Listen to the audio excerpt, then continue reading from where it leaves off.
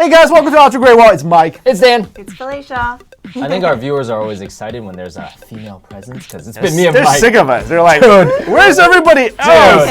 It's been me and Mike for a long time. Hopefully I can bring some new perspectives for you guys. So we're going to talk about a really interesting topic today, stereotypes.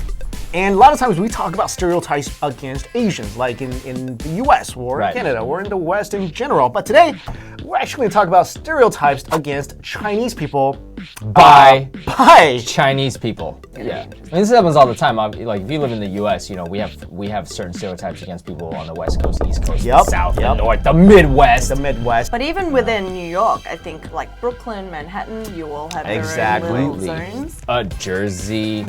Sorry, guys.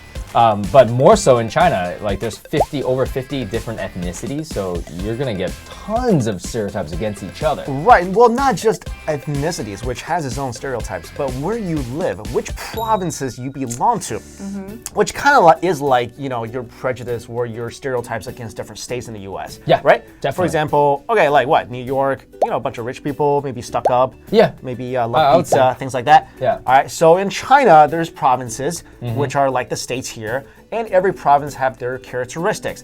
And this was kind of interesting. There was this study done last year. They measured the results of Baidu searches. Baidu is kind of like the Google in China. Right. And through that, they were learning about what the Chinese people in China felt about other Chinese people living maybe in different provinces or different parts of the country. So they would literally, like, I guess, compile search results, so people are like often associating these search terms with the region. Right, right. So for example, Shandong, province Yeah. of Shandong, Right. which my mom is from. Okay.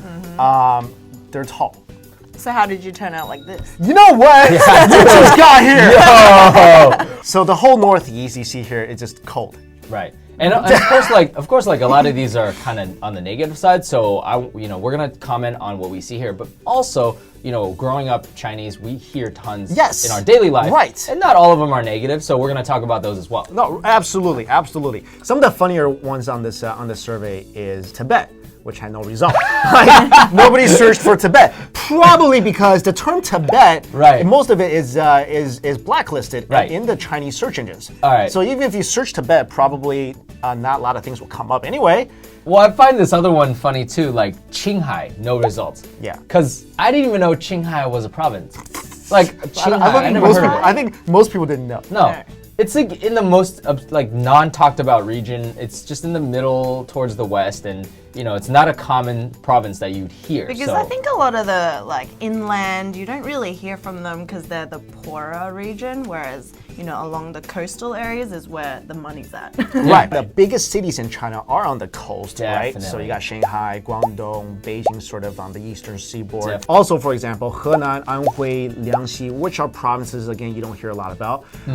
Guizhou, Guangxi, Yunnan are considered poor, maybe Right. to some Chinese. They feel like it's very poor. Right. This is really interesting. Chongqing, Sichuan province. Okay. It's a province of beauties. That's what a lot of stereotypes are. So, Maybe it's all the chili oil they get. exactly. My entire life growing up, I hear that the most beautiful women are not from Sichuan. Where did you- Sichuan, or the north. It's from where my mother's from. Suzhou, I hear that the most beautiful women in China come from the Zhejiang, Suzhou, and You know why? Jiangsu There was an province. old saying in China called 江南美女. Like, Yeah. beautiful girls come from the- the south of the Yangtze River. So you heard that too? I heard that too. I think it's true. Well, I also believe that Sichuan has a lot of beautiful girls because I hear a lot about that too. You and do? also, Okay. I find any girl who loves spicy, they're automatically beautiful in my book. Automatic. A lot of the time I go to Hong Kong and you hear a lot of, they're called 公主病, which is like a princess syndrome that Yeah. a lot of Hong Kong girls seem to Yep, have. yep. And so they have these high expectations built off like they want money, they want bags, and they expect their men to kind of, you know, baby them and give them everything. But at the same time, these guys are like struggling to even, you know, take care of themselves. So it's like there's a mismatch there. So is that stereotype actually true? I think it is. Yeah? A lot of the time they're very whiny. They're very materialistic, and I think that may be in Shanghai as well. And in China, in the larger cities, like the richer cities on the coastal areas, like Hong Kong and Shanghai are very materialistic. I mean, I hear that, Right. I have that perception. But also, okay, so on the flip side, so we're talking about beautiful women, right? Yes. All my life, I've associated women to the northeastern region of China more manly. So the way they look to me is they're lighter skin, they're taller, and the way they behave is less womanly and more manly. That's how I thought. All right, so as I was growing up, that was one of the stereotypes I've heard as well, because it is very cold over there. So So they get taller? they're tougher because of the weather. And Really? I bet you Really? girls from Alaska are just tough. No, I'm just kidding. I have no What idea. are they just plowing through the snow They're just like, every day? they're just, you have to, Give me that bun. you have to but another stereotype is, for example, Northerners are meaner. I think the way they come across and the way they speak definitely. can definitely come off very They're rough and aggressive. I have an interesting angle to that because Yi, who's from the north and from the south, she's split. She was telling me that Northerners do tend to come off as meaner because they're more direct. They care less about what people think of them in terms of what they're gonna say. So they might just directly say it, and in Chinese culture, that might come off as kind of mean. The way she describes to me Southerners is that they're more cunning. She says that the stereotype with Southerners is that they might not actually say what's on their mind, because they're more cunning and they care more about like what you think of them. Yeah. To me, that's a little more mean. Like mean, I know you mean like in a hey, manipulative yeah, way? like just because somebody is more direct and they might come off as a little standoffish. That's not mean in my book, but I think in most people's book that could be mean. Okay. Yeah. Also, there is a stereotype that Cantonese people eat everything. Oh yeah, I heard of that. Because there's that saying where as long as the back is towards the sky, eat it. You heard of that? You mean in Guangdong? Guangdong, yeah. Yeah, they have a lot of pretty interesting food, I think. But I thought even in Beijing you can get like, spiders and crickets, but as well as, I don't know, monkeys. I'm sure you can. I never tried, but I'm sure you can get it. But like Guangdong people, I think that's where the reputation is like kind of the biggest. Have you heard? I heard Yeah, that. They eat, right? They eat everything. No, there's nothing they want.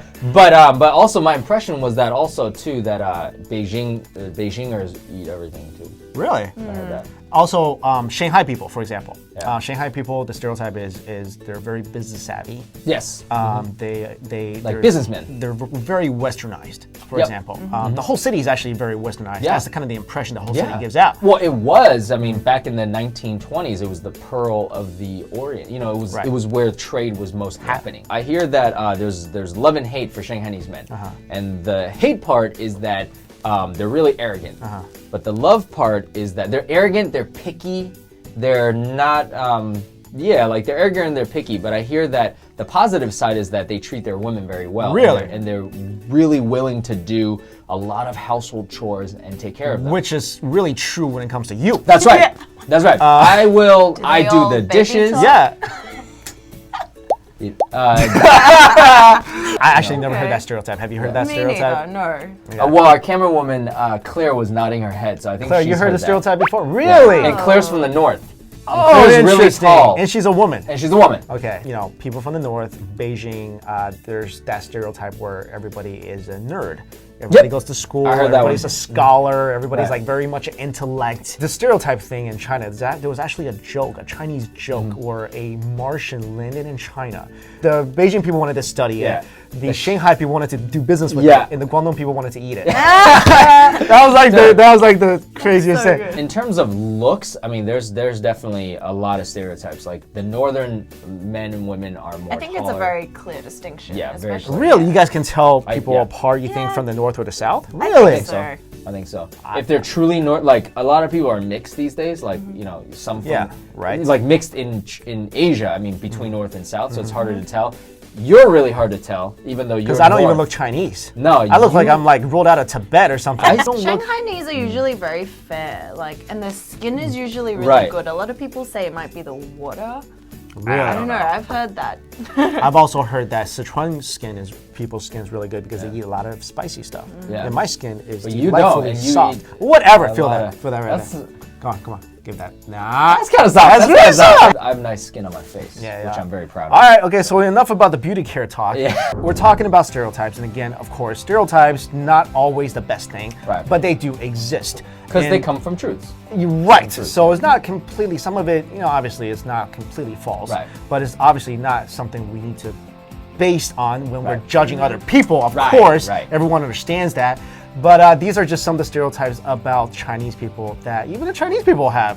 And, Definitely. I just find this quite interesting. Yep, same here. All right, guys, thanks so much for watching. See you later. Bye. Bye.